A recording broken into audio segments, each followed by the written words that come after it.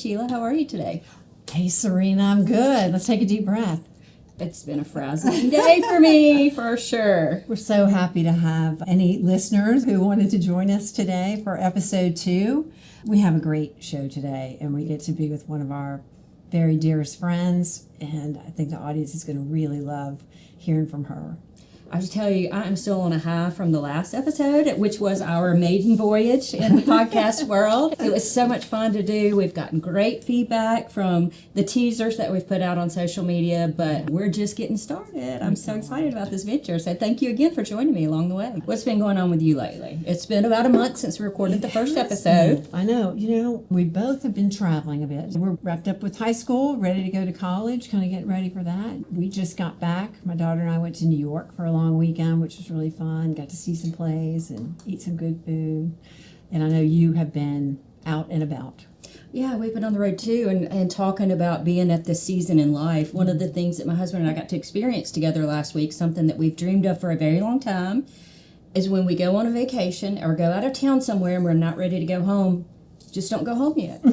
So we got to do that for the very first time last week. We went to visit some friends in Newport, Rhode Island who have a summer home there, and when our flight was set to return, we decided we had no reason that we couldn't extend our vacation, and neither of us had explored Vermont, New Hampshire, or Maine. So we extended our rental car and slept in a tiny house in the woods one night in New Hampshire, and then did some based out of Portland day trips for a few days in Maine, and it was beautiful. But yeah, so that's one of those things that we've been talking about, reaching this season in life, and so it's exciting to finally feel the fruits of all of our labors through these years. Right. I had a moment when we were in New York. One of my nieces is up there for summer. She's a junior in college, and she's doing an internship at a company up in New York. She got to meet us for a play, and then we got to go visit her. It was so fun to be with her as she's becoming an adult, and then to have her with my daughter and them talking about college. And we got to see a friend of Ellie's that's up there at school as well, so we all had sushi dinner together, and it was just such a nice welcome to, hey, they're getting ready to be adults, and I get to hang out with them, sort of what you were talking about last time about being with your adult children. It's just such a joyful feeling. I was texting both of their moms during and after dinner and just said, this is so great. Like, I love seeing these kids that I've known since they were babies growing up and just coming out into their own. And I'm a little jealous of both of them getting to live in New York. That's a great experience as a young person. It really is. Really fun to be able to enjoy them at that age and know that they're on the right path. Yeah, seeing the fruits of those parents' labor. Absolutely. Well, are you ready to jump in and tell the world who we're bringing to them today? I do think that they're going to be so excited. We have a guest who's not just got a very incredible story, but she's one of our BFFs that we talked about in our last episode that has been part of our tribe, and I can't wait to introduce her to our audience. Well, let's get into it. Okay, sounds good. All right, Sheila, so today we have with us one of our very best friends, La'Verne Edney. La'Verne is a nationally recognized trial lawyer and someone who has navigated high-stakes litigation across the country, all while staying deeply connected to her roots and her family and her community here in the Mississippi area. She's just come off a year where she traveled as president of the American Board of Trial Advocates and representing that organization in countries all across the world. La'Verne Edney. Come on in, La'Verne. We're so happy you're here. She's a woman who pairs power with incredible grace. La'Verne, welcome to Pairs Well With. We're so happy you're here. I am glad to be here. Thank you. And you are our very first guest. I am honored. Thank you for having me. When Serena and I were talking about who we wanted to contact about joining us, especially the first few guests, you were the first one on both of our lips. You really were. Thank you. Thank you. When we talk about reinvention and we talk about transitions in life and just turning the pages on old things and starting new things fresh, you've certainly had a lifetime of that, and I've gotten to know you through lots of different stages. And so we thought that our audience would really appreciate hearing your perspective, and of course we just wanted to have some fun today. Well, I'm excited to be here. Thank you all for having me, and certainly we have lived a life together. You all have been right there during the transitions of my life, and now we're definitely in a new season Right. of life. It's exciting.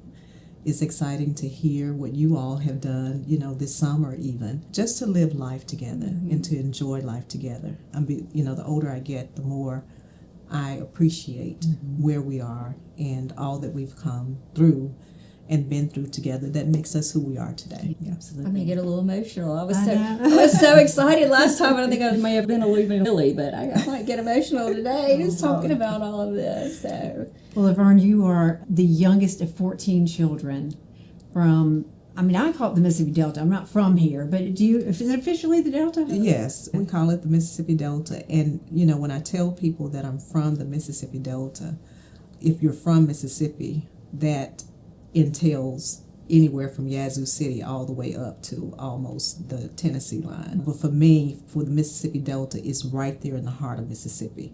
I'm Greenville and Leland. That's where I grew up. And I graduated from high school in Simmons in Hollandale. So I consider myself a Delta girl. And yes, I am the youngest of 14 children born to my mom and dad. And, miraculously, even after my mom and dad had 14 of us, they became foster parents to 11 additional children and adopted 2 of them.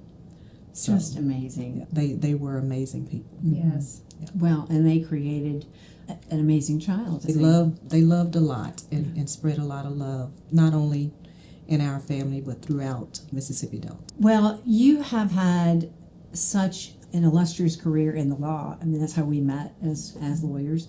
But did you have lawyers in your background that you emulated, or how did you come across that career? No, I tell people all the time that my earliest memory of really wanting to be a lawyer came from watching TV. The Perry Mason and Matlock shows, where I used to just kind of dream about the possibility of one day standing there and trying to convince people of somebody's innocence or guilt. And so I had those imaginary mentors. I didn't really know any lawyers as I was growing up.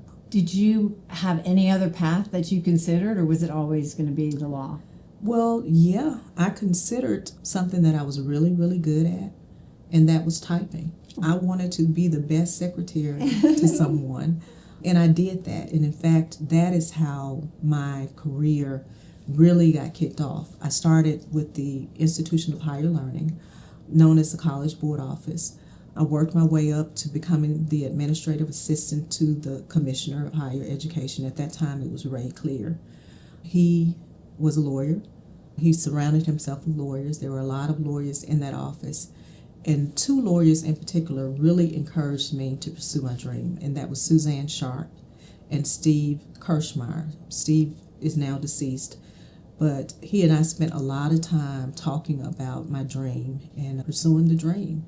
They wrote letters of recommendation for me, and I started law school. I was married, had a 4-year-old son at the time, but I was determined that if I got the opportunity to go to law school, I would make good of it. And so that's how it all came to be. And you did it. Yeah. Did you begin practicing in Jackson?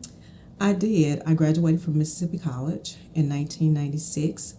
During my college career, I did an externship with the Court of Appeals. It was a fairly new court in the state of Mississippi when I started, and I clerked there, basically working with all of the judges during the externship. When the externship was about to end, Judge Southwick, who is now on the Fifth Circuit, approached me and asked if I had applied for a position for a clerk upon graduating. And I said, no, those spots are held for the top 10% of the class. And he said, no, I want you to apply. And so I did apply. He interviewed me and hired me on the spot. And so that's really how I got started. So I actually clerked for Judge Southwick from 1996 until the middle of 1997. And that's when I had my second son. And after he became 9 months old, I started working with a Mississippi-based firm. And that started my career. I think when I first met you, you had taken one of those major transitions after you became a lawyer and you had left the private practice and went to run a statewide volunteer organization I here. did. And that was when our paths first crossed. Yes. And actually, that was a position that I took after having practiced for, I believe it was 9 years with the firm. I was approached about becoming the general counsel, the very first general counsel of the Mississippi Volunteer Lawyers Project. And I had to think really long and hard and question why God would even put that before me and really kind of nudge me to do it. You know, the practice of law has fluctuated over the years, up and down, and this was an opportunity to really take a step back and do something to help people. And so I presented it to the firm that I was working with, and they agreed to allow me to do it for 2 years. And so I worked for the Volunteer Lawyers Project for 2 years, and it actually was one of the best highlights of my career because I met people like you, and I met judges across the state. I met other attorneys across the state that I never would have met but for this opportunity. You talked about God putting these opportunities in front of you. Do you feel like that has been the case in situations where you've had transitions in your life? Every single time. It's been nothing but Him who's done it. That opportunity that came along with the Volunteer Lawyers Project was nothing but Him putting it in front of me. The very first job I got, the clerkship, was just a miracle for Judge Southwick to approach me. And then after I finished clerking with him, I ended up at the very firm that he had retired from to take the bench. And then from the Volunteer Lawyers Project, I went to a regional firm where I had great opportunities to work with very fine lawyers. And from there, each transition requires a lot of prayer and faith. And so where I am currently is a very fine firm that I've been working at since 2018. It was hard. Transition is always hard, but the law partner that I decided to make this move with, we spent a lot of time talking about our career, where we were in our career, and where we envisioned going. And so together we did a lot of praying and soul searching, and we ended up at the firm that I'm currently with, Butler Snow. And that then led to this last year, where Yes. you were the president of this national organization and have traveled the world, and we have lived vicariously through you on all of these glorious trips. That's literally the world. That certainly was him, because the organization is the American Board of Trial Advocates. We call it ABOTA, and it is an organization that's been around since 1958. Never before has the organization had an African American female president. There's only been one other African American as president, and he's in South Carolina. So when I was approached about the possibility of putting my name on the ballot, or at least entertaining a nomination from the past presidents to get on the ballot, I thought, why not? It'll at least get my name out, because there were some very fine lawyers who were going to be on that ballot, and they had been in ABOTA longer than I'd been. So I ended up on the ballot with two older white men, very well known. They are my friends, and I never thought in a million years I would get a call late at night to let me know that I'd won. But I did get that call, and both of those gentlemen called me and congratulated me shortly after I received the call. But that really started a new phase of my life. I did not imagine, first of all, the work that it would take, because it was a lot of work. You can't campaign for it or anything like that, but once you win, you're in there, and you've got to really figure out how to run the organization and make sure you surround yourself with people that you trust. So when you're elected, you have 2 years basically to get ready. You're vice president, and then you're president-elect, and then president. And so during the course of that time, you're traveling to the national meetings, but you also have to plan your national meetings. You have 3 national meetings during the year. The very first one, I decided to have it in Mississippi. The organization had never had a national meeting in Mississippi, and I thought it was time to expose them to the great state that we are. And so that meeting was my swearing-in ceremony. It was held in Biloxi at the Beau Rivage. We had a great turnout, lots of friends and judges. I actually was sworn in by one of the judges that I had worked with over the years. And then I chose Seattle as my second meeting because the first African American male president did not get to do his national meetings because he was elected during COVID. But he had planned it all. And then the third one, I chose Nashville because I just love Nashville. And my whole year, my theme was music is a necessary part of a lawyer's equipment. And I wholeheartedly believe that music really is necessary to keep you in the frame of mind that you need to be in to really be successful. So that theme carried throughout the year. I had lots of music during the course of the year. And one other thing I got to do as president is plan my international trip. And so my international trip, it was kind of difficult for me to decide where I wanted to go, but I knew that there was one place on my bucket list that I never visited, and I did not think I would ever have the opportunity to do it in my lifetime. And so the travel agent pulled that out of me. Where's your bucket list place? And I told him that it was Israel. I wanted to go to Jerusalem. I wanted to go to Bethlehem. I wanted to visit all those places. And he really put together a trip where we would spend some time in Israel. And then we would cruise through the Greek Isles, the Turkish Isles. Unfortunately, right when we printed off the brochures and started getting people really excited about that trip, the unrest happened in Israel. But before it happened, I got a chance to go there on a site visit. So that's another God thing.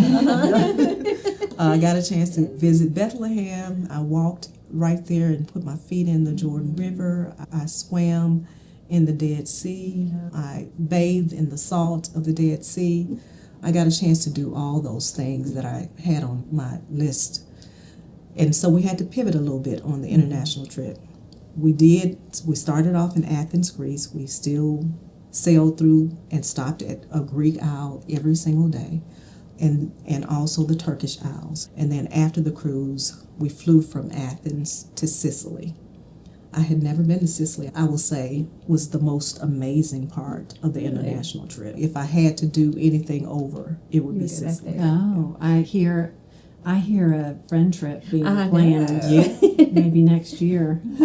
Yes. Well, next year's a big that's what I'm thinking. Well, what do you feel like you learned from that year abroad about yourself as an individual, how you're able to share about who La'Verne is and where La'Verne came from, or those kind of things? I think the main thing that I learned was that we can get so consumed with our small worlds, our desire and the mandates of work that we forget that there's so much beauty out there, and it's such a mass space that God has created for us to enjoy, and we just don't do it enough.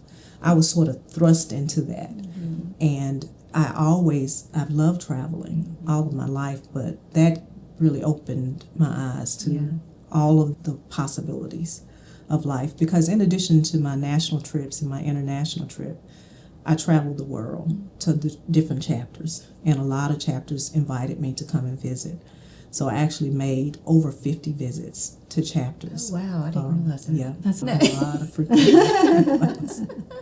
a lot of neglecting my friend. We were happy to keep up with you on Facebook. When you went to Israel, which I didn't even know you were there, but you posted some pictures. I know how meaningful that had to be for you with your love of Jesus and knowing that you walked the same ground that he did. It was, and I'm so grateful I got a chance to do it. It was in the heat of the summer, so it was really, really hot there.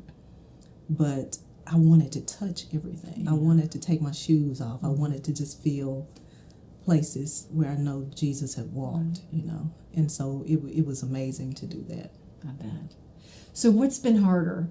Packing up to leave or unpacking to stay? Unpacking to stay. The reality is when it's all done, you have to deal with the fact that there are some people who get it and some who really don't. And it doesn't take away from the experience at all. But it is difficult to unpack after you've packed and you've done it and you've felt the love from doing it. and the appreciation. And you've been a superstar, really, in that world, for sure. I mean, you're always a superstar in our eyes, but, you know, the accolades and the being announced on stage and all of that's got to be pretty heady. And then to come back sort of to your day-to-day existence, I would think that's got to be a tough transition. It's a tough transition. And, you know, not missing the being on stage and the bright lights and all that stuff, which was nice.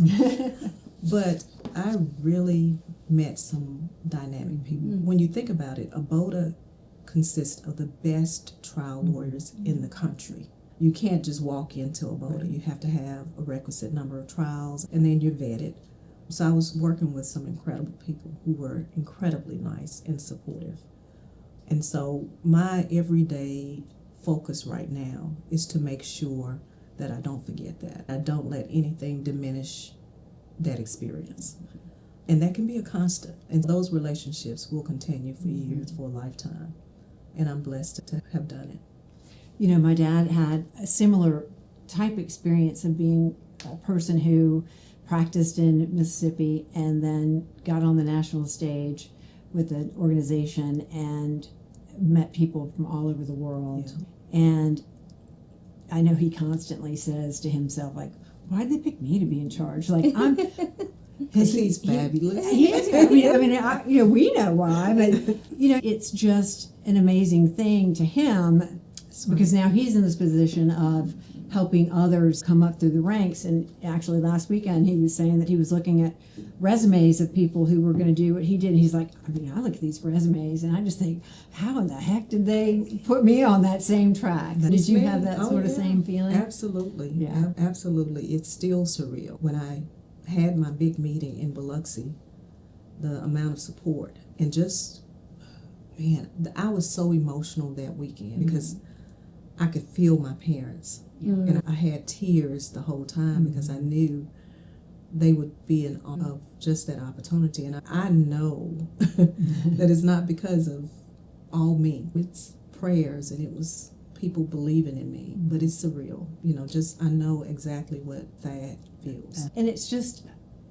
for me, I get so proud of not only my friends who just do enormously wonderful things, but just the fact that you bring a light to the South. We both practice all around the country, and I have always done that pretty much my whole career. And there's a moment that someone maybe heard where I was from. You can tell there's a moment where they're like, what are we going to get? Yes. You know?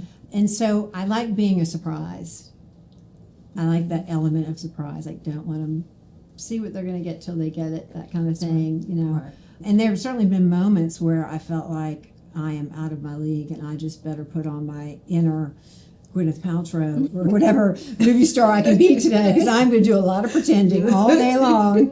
I'm going to have a nice suit on, I'll have my hair fixed and put my lipstick on. I remember one of the first times I went to New York and I showed up and I had on a coral suit. It was that brand Le Suit, and my mom had bought it for me for Christmas, and I had on my high heels and I had my teased hair, and I walked into this conference room with my partner at the time, and I was the youngest lawyer at the time in that meeting, and I felt like Dolly Parton. I was like, oh God, my hair's too big, my lipstick's too coral, my dress is too, because they all had on black. It was mostly men. There were a couple of women, but the women had on like very tailored black suits, and they had this hair that was no makeup, right, and I'm thinking, I do not blend here.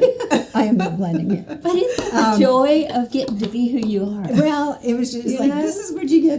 And you know what? I ended up meeting through, like you said, some people I would never have met before. Yeah. And if she ever watches this, one of the women that I met, she practiced up in New York, and we had gone out and gotten to know each other later after and had some cocktails and drinks and stuff. And she had a real heavy New York accent. And she's like, I mean, you just must be the belle of the ball down in Mississippi. I said, I am the belle of the ball. That's exactly right. That is exactly right. I think that is a big compliment. I appreciate it. You are so right about, walking in and thinking you're standing out, not in a good way. Right, right, yeah. How do I blend in, Yeah.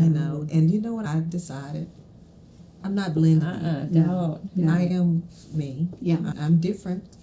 And no matter what I wear, what I say, I'm going to be different. And so I stopped worrying so much about those things. In fact, there's a picture on my wall in my office of the very first nominating committee meeting I attended, which you get to attend once you become president, because the past presidents get to choose who's on the ballot to be president.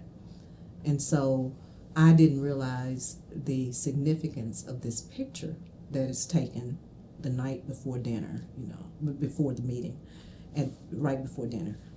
And so I showed up, knowing I'm the only African American female there, and that all the rest of them are basically white men. There have been 4 women in the history of the organization. But I walk in and I had on this hot pink dress. I love it. And so the picture on the wall is of all of these white men, not all in suits, but, Very they basically conservatively look the dressed. same. And they wanted me to sit in the middle, so I'm in the middle in this pink dress. And initially, when I first looked at the picture, I opened it, I'm like, oh. And then I said, you know what? This is a conversation piece. And so I have it on my wall in my office, and it starts a lot of conversations. That's awesome. So you have to embrace the difference. So, La'Verne, we have shared a lot as friends. I mean, I don't know how long we've been friends. At least 20 years. Yeah, at least, yeah. Because it was pre me being a mom. You were already a mom, obviously. I think we met through our little Kevin Bacon, Miss Tamara. We talked about her on the first episode. And like we said, we've shared a lot as friends, obviously some that will not get on the podcast. What do you think makes female friendships in this chapter of our life and this chapter of your life so necessary and so different? When I think about life without y'all, it's really boring. It's really, not just boring, but it's sad, because you're right, we've been through a lot. We've been through family issues. I've been through a divorce and having friends lose their loved ones. You lost your mom, and just going through those things and knowing that we have this core group of friends that we can rely on, it's more and more important now. And so just this past weekend, I had my family with me. It was about 45 of us in Destin. And one of the highlights of that trip for me was watching the children and how they connected to each other, knowing that most of them will be friends for life. Right. Not all of them are first cousins, maybe second cousins, but just seeing that connection.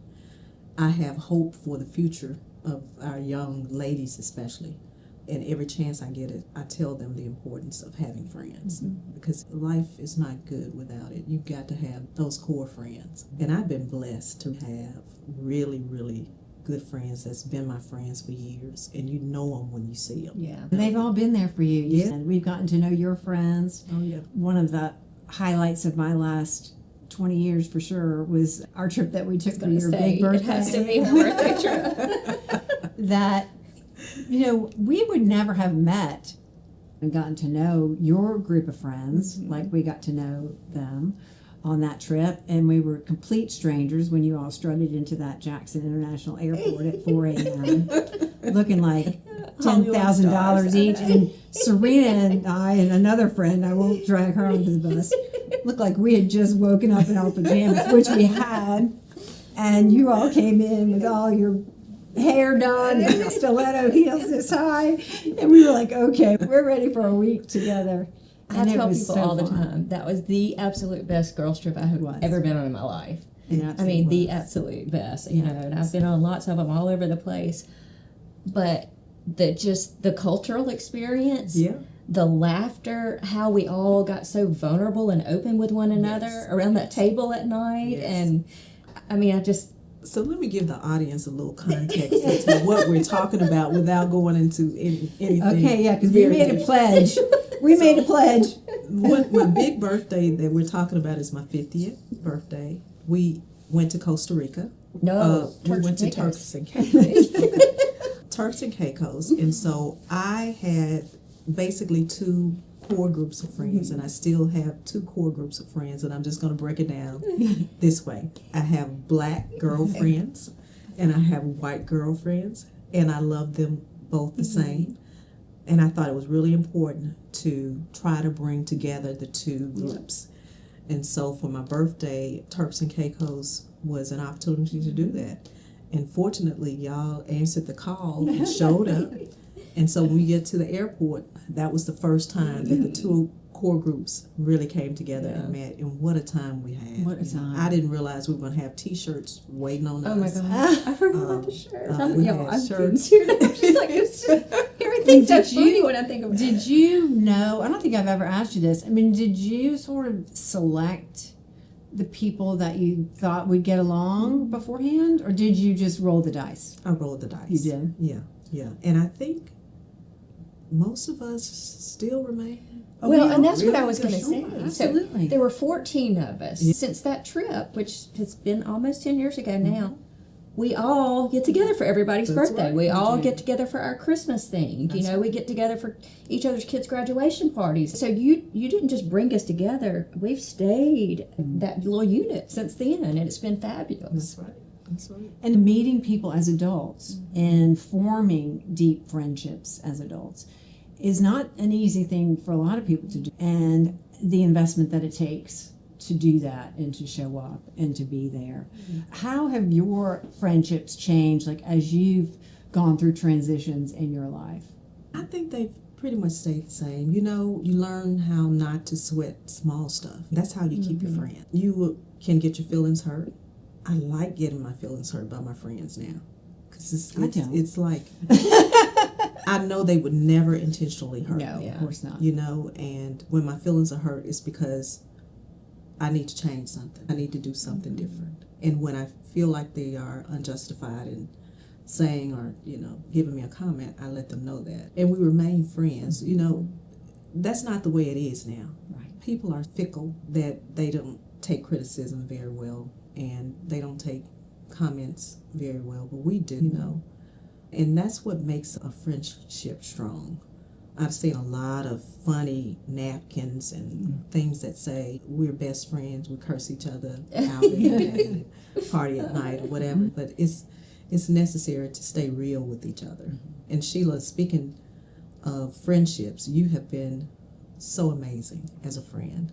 Well, thank you. She Right back at throws, and you too, Serena, you both have just thrown some major celebrations in honor of so many people. The hostess with the most. I know, she is incredible at that. Well, I always feel like as adults, sometimes you don't get celebrated enough. And I think that's why birthdays are so important to me, to make sure everybody gets their birthday celebrated as much as I can. I feel like with our group, we've all got very busy lives. And just being able to say, okay, you can't make it this week, but hopefully make it next time, and not getting mad about it, and just kind of saying, well, if 3 of us can get together, great. That's right. 2 of us can get together, great. That's right, and I love that. I do too. And I love the way we are sort of impromptu sometimes. Yes. I'm sitting at a restaurant and I call and say, who can meet me? Right. Who's available? Show I think up. sometimes that's the easiest way to get people to do it, because you're catching them in the moment, and they might be walking out of their office or happen to have their hair washed that day, which is rare. But I think that I agree. I think sometimes that's the most fun time to do it. Do you think you have qualities in your friends that you have looked for in your friends, or that you feel like are consistent among your friends? Every one of you all are beautiful. People ask me sometimes, do you discriminate against me? Because all of your girlfriends are like drop dead gorgeous. But really, honestly, the thing I think that's consistent, we all have a personal relationship with our being, and I like that.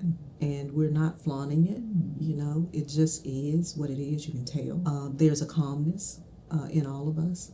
Now, do we like to laugh?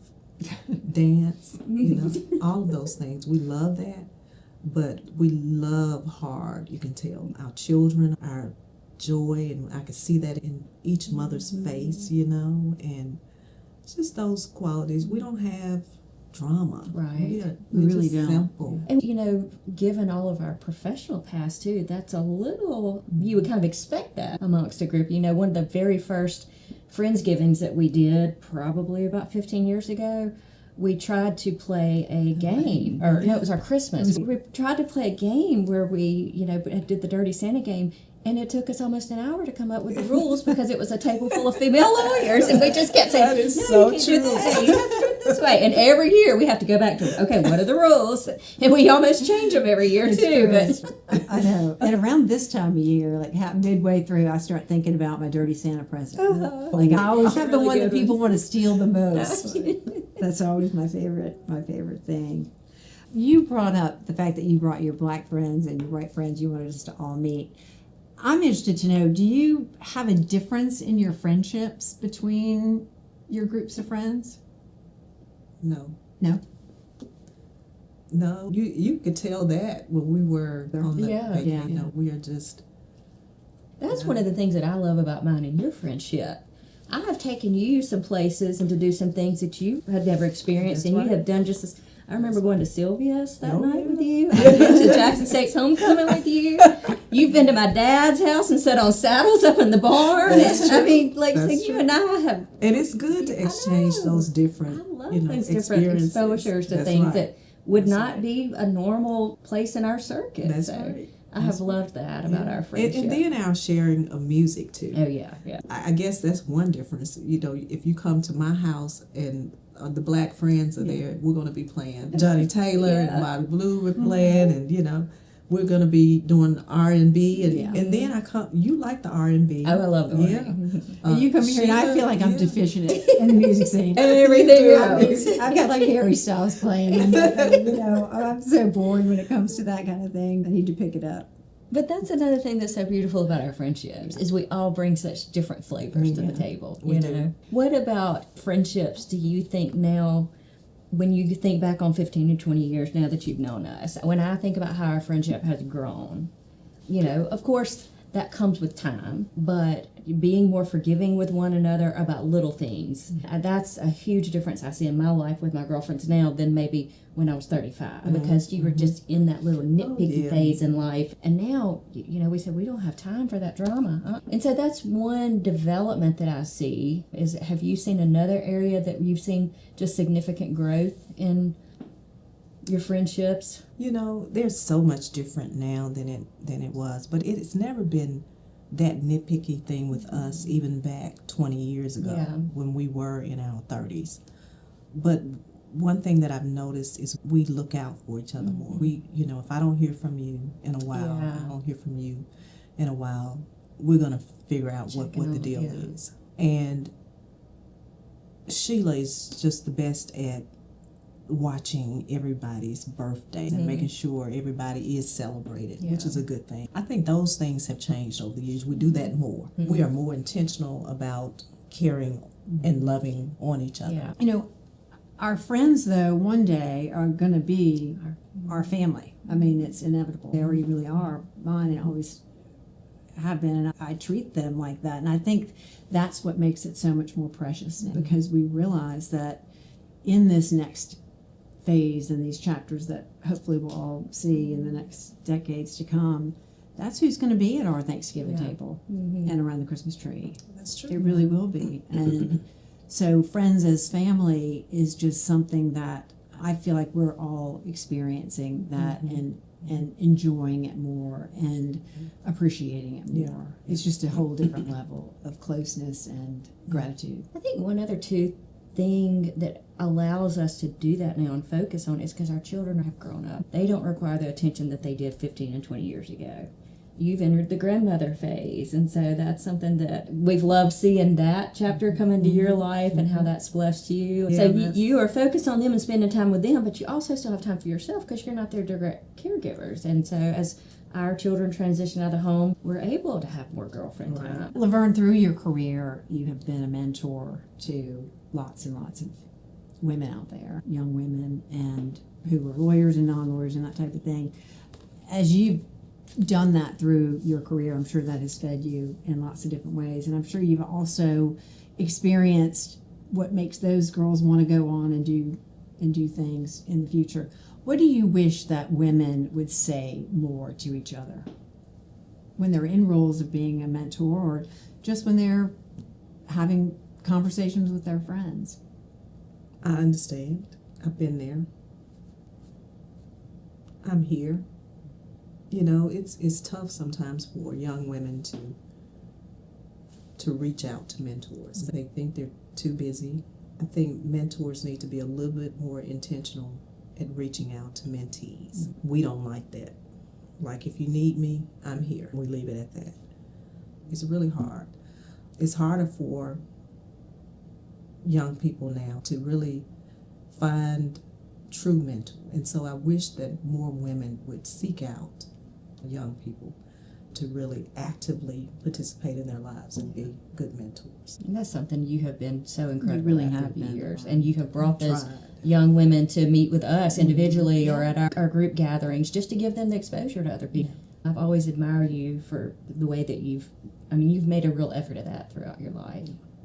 I've definitely tried because I was on the other side of that. I didn't know any lawyers, and I kind of reached out to several people, just cold calls, and fortunately they responded. I know that I was lucky enough as a young lawyer to have two very strong women partners in my law firm. I was practicing in North Carolina at the time, and they were people like I would have thought would have been on TV.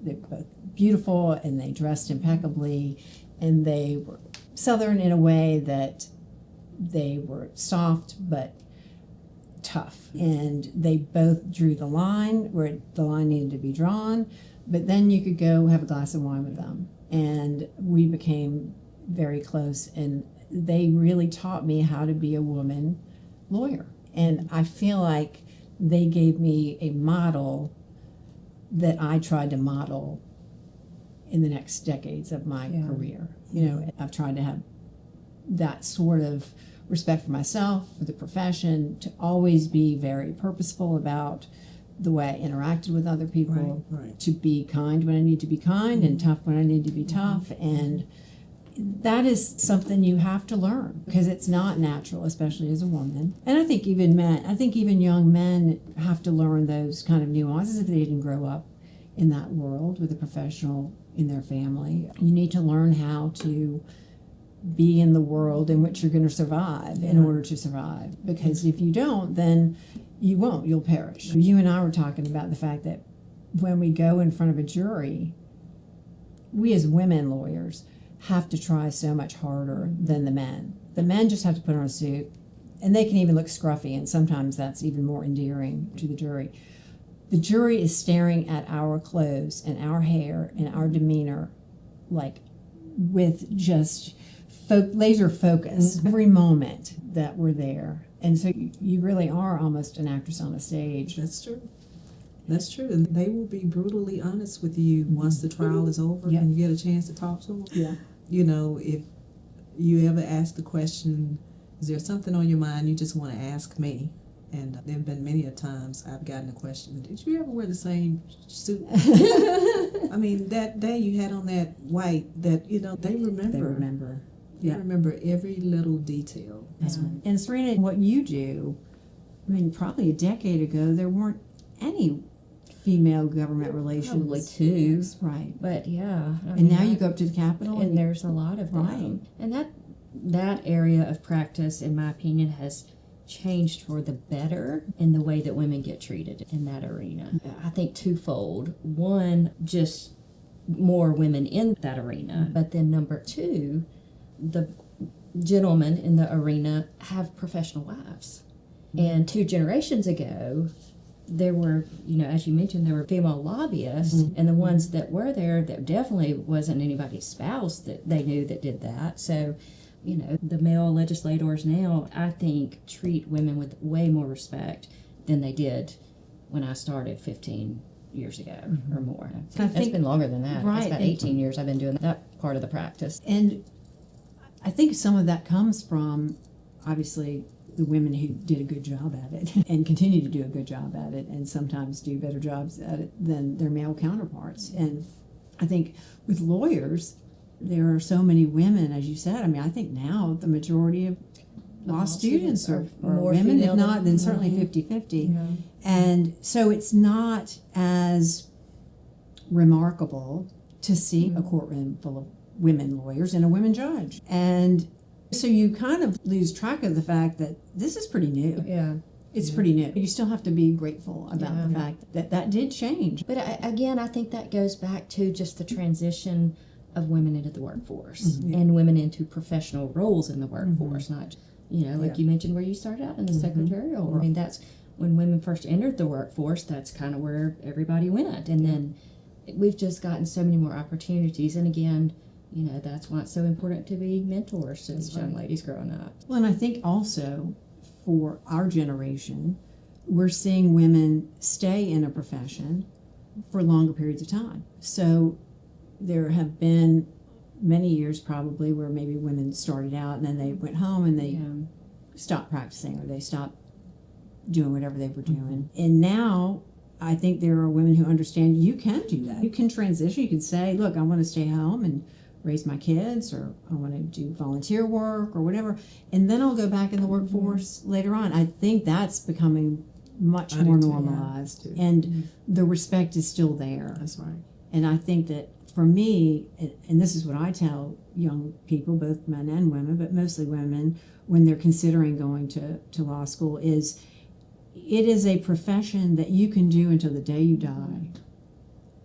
And I might even like it more the older I get, because it is something that you actually get more respect the older that you are, which is very different in the world. Most professions, as people get older, they sort of become outdated, but not lawyers and not doctors. And so there's my advocacy for going to law school, because I think it's one of those things that you have forever, and you can make it into so many different things. And I think as our kids are choosing their paths in life, my daughter's figuring out what she wants to do when she grows up, and yours figuring it out, and I've already figured it out.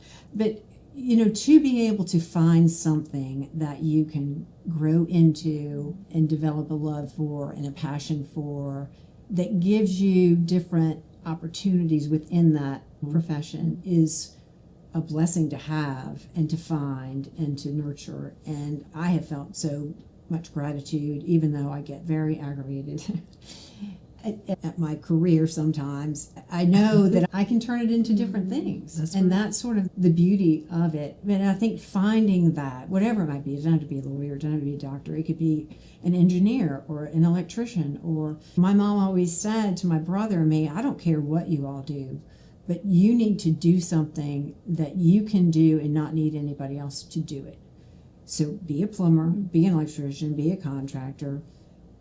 Law school was not even in her mind for me, but do something that you can carry your tools essentially on your back, so that you're not having to necessarily rely upon anybody else. And that was great advice for me, because I have felt a sense of independence, and I have worked for big firms before and loved that experience. And I've had my own firm, and it's been a good experience, and you just can find your way. So to that end, La'Verne, I asked you earlier about whether it was harder to get packed or unpack.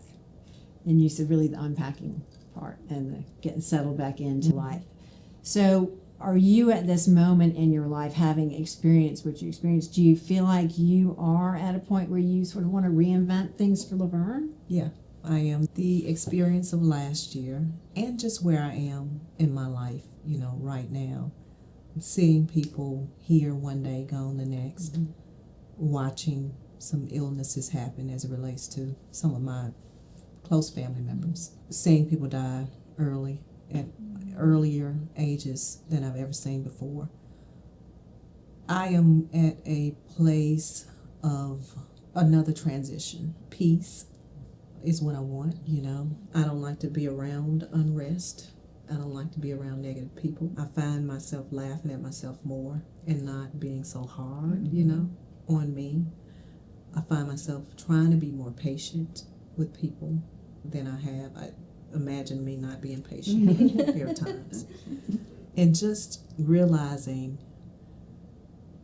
and trying to make sure that I embrace even the small little blessings, that are given to us on a daily basis, and not ignore those things. Embracing these beautiful rainy days as beautiful days, and not as, oh, it's raining again. Just little things, life, just taking life as it comes, and just trying to enjoy the moments. Do you think you're looking for God to open some doors? I'm waiting. You're waiting. I know He Patiently will. waiting. He has a plan. I don't know what it is yet, so I'm just, Trusting in that. trusting in that. I've gone from made partner in 2004 at the first firm I was with, and I've tried over 30 cases. So I've done all of that. I've worked really hard to get to where I am in my career.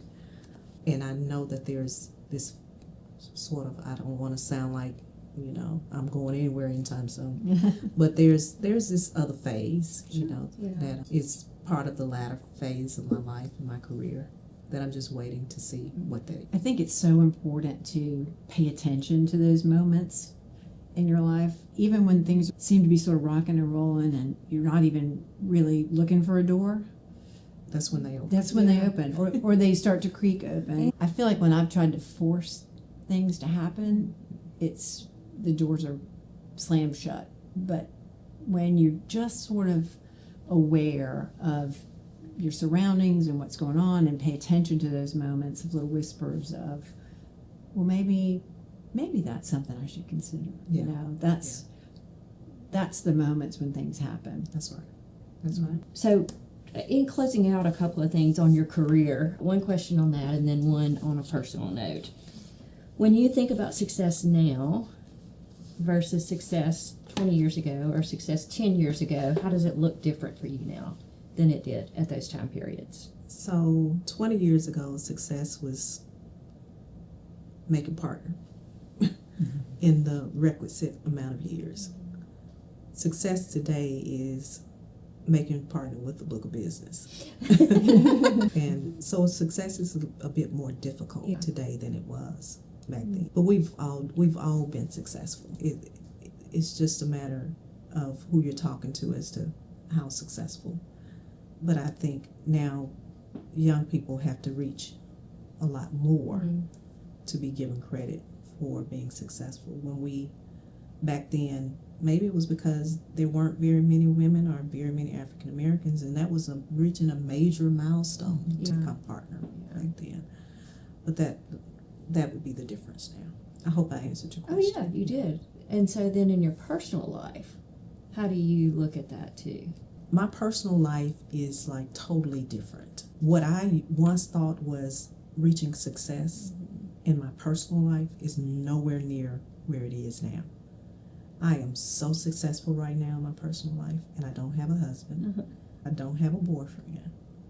I don't have a dog, a cat. But I feel like I am at the height of peace that I've been in my adult life. That's great. And I'm really grateful for where I am. And that's an inner theme that you've been able to develop. That's right. As La'Verne, and I think that's what everybody strives for. Is really, when you ask them what is success, it's to feel inner peace, I think. Right. And so that's amazing that you've been able to do that at such a young age, because there's a lot of people that never accomplish that. They're laying there in their last breaths and have so many regrets. And it sounds like you're just at just an amazing place, and I am living life to La'Verne's fullest every day, and she gets to define what that is. That's right. I love that. And one of the things that gives me a lot of peace and comfort is the ability to be there for my family, to help them. We are so blessed financially and otherwise, and I think it's really important to remember those who don't have it like we have it, and to really reach out and help as much as we possibly can. On a much less heavy note or serious note, I thought about this question, because I don't think I've ever asked you this. When you got to a point in your career that you felt like you had reached some level of success that satisfied you, did you do something to mark that, like make a big purchase or treat yourself to something special? What was it? I have bought cars. You always have a cool car. Yeah, I have bought a piece of jewelry or two. I try to reward Yeah. myself. Yeah. Lately, I've been on this make my house comfortable, but I am all about comfort for me, peace for me, Yeah. making my spaces my spaces. And so those are things that's important later in life. What about you, Serena? Did you treat yourself to something? You know, I don't know that I did in my younger years when I made big transitions, just because I was a single mom with 3 kids, so I had to be very frugal. But as I got older, I did. Oh, I know that. But art, I would say art was Art. mine. Yeah. What yeah, about you've you, always Sheila? done that. Yeah. I remember when I made partner at my firm, I bought a Fendi bag. Do you still have it? Oh, that's great. I love that you still have I it. was in Las Vegas, and I was like, no time like the present. And, you know, I thought, I am going to treat myself to something to remember this moment The by. significance of the Yeah, and it did. And, you know, I've got all my good bags that I've ever bought over the years because I think Ellie will want them one day. But you know what? I keep them because they are a memory of that. I think so much of our time, and we talked about this in the last episode, we spend devoting to other people as women, as moms, daughters, wives. And it's important to celebrate our own victories when we have them, and just our own importance in life, because we are important. I mean, everybody's important, you know, but I think so many women especially get lost in being important to other people and being there for other people. And we have to remember that we have to be important to ourselves too. I want to ask La'Verne as a follow-up to that. How do you not lose yourself in the grandparent phase? You may say, I didn't lose myself, but so many people really kind of lose who they are as individuals during the years of young motherhood. And so now that you're in that next phase of being a grandmother, how do you... Because I have subcontractor, their parents. That was a Their great answer. It's hard, but they are away. My oldest 2 are in Nashville. Nora, she's will be 11 in August, and then Rocky just turned 13, and then I have a 2-year-old granddaughter with my youngest son, and they live in Jackson. The parents have stepped up to parent those kids, and that's a reflection on you. Yeah, That's great. I love having them be with me, but I don't get lost in that anymore because that is somebody else's job. That's subcontracted out from this contractor to their parents. La'Verne, what is the best advice anyone has ever given you? God blesses us so that we can be a blessing to others. Very nice. But I wrote down some things that I want to share with young people. Just some thoughts, quick thoughts. I'm glad you did that. Number 1, learn to laugh at yourself. You've got to be able to enjoy life, take the punches. You're going to make mistakes. You're going to do some crazy stuff, some silly stuff, but learn to laugh at yourself and learn from your mistakes, though. Accept and embrace who you are. Don't try to be someone else. You're going to be surrounded by people who have made it, some who think they've made it, and you might want to be that, but always be who you are, and just keep growing and growing, and you will become what you are supposed to be. Be kind to yourself. Treat yourself. When you make accomplishments, be kind to yourself. You're your number 1 priority. Recognize your blessings when you see them. Make sure you acknowledge them, recognize them. Even the small things can be a blessing.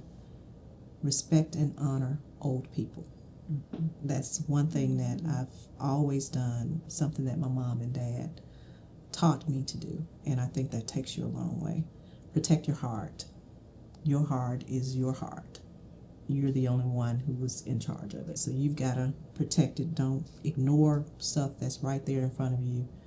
You are the protector of your heart. Accept the fact that you will have haters. It means you're doing something right. We all have haters, whether the haters tell us or not, and you know them when you see them. You don't have to acknowledge them in front of them, but you just know that you have haters. That's okay. Embrace the quietness. Make sure that you really understand that there's something in the quietness, and waking up in the middle of the night, whenever it may be, take in that quietness and that peace. And be patient. Don't hold on to stuff, to grudges, to anger, to bitterness. And the last one, share your blessings. Those are great. Those are great. Well, we sure do appreciate you making time for us today and accepting this kind of crazy little path that we have taken ourselves on, and being willing to be a part of that, and not only be a part of it, but be our very first guest. We all just admire you so much. You are a stellar example of a fine Christian Southern woman and friend, and just thank you for that and for being you. Thank you. Thank you. Thank you all so much for Well, having me. I always love talking to you. You make me think bigger and bolder, and you want me to be better. So I appreciate it. Thank you so much. Thank you. Thank you all for having me. It's been just an honor to be your first guest. Hopefully you'll come back one day and bless us with your presence again. Don't forget me now. This goes viral. So, Serena, I hope that our listeners today take away that we don't have to be locked into a particular chapter in life, that you can look differently at your life at every stage and reinvent and reinvigorate yourself and find new purpose, and it will all be okay. I'm hoping that our conversation with La'Verne opens people's hearts to that, and I hope they find people that will give them that feeling of acceptance and encouragement, because it is so important to be heard and feel good about your life and understand that transitions are part of life, and you can go boldly. Yes. And it's going to all be okay. And going boldly is what we've done here with episode 2 today. And so we again want to thank you, and for all of our listeners out there, we would love for you to drop us a review, follow us on social media, share it with your friends, and stay tuned for episode 3. Absolutely. Take care. Bye-bye.